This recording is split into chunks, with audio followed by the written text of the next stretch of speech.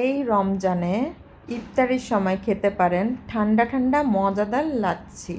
তো এই লাচ্ছি বানাতে হলে প্রথমে কি লাগবে? অবশ্যই মিষ্টি দই লাগবে।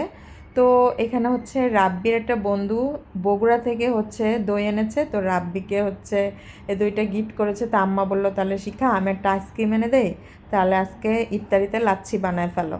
তো যেই কথা সেই কাজ। তো আম্মা আইসক্রিম নিয়ে আসে, আর বাসে তো দুধ ছিলই। তো আম্মা 2 লিটার দুধ হচ্ছে জাল করে ফ্রিজে ঠান্ডা করতে দিয়েছে। আর এই ফাঁকে হচ্ছে একটা হাঁড়িতে হাফ দই নিয়ে নিয়েছি, আর ভ্যানিলা আইসক্রিম নিয়ে নিয়েছি 1 লিটার থেকে হাফ, আর হচ্ছে আন্দাজ মতো চিনি দিয়ে নিচ্ছি।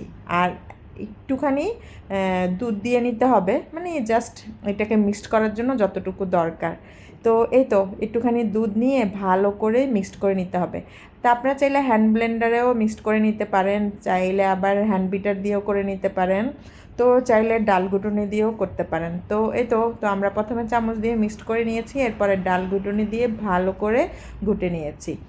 এই লাচ্ছিটা খেতে যে কী পরিমাণে মজা হয়, না বানিয়ে খেলে বুঝবেন না। একদম ইজি ওয়েতে এই লাচ্ছি বানানো যায়।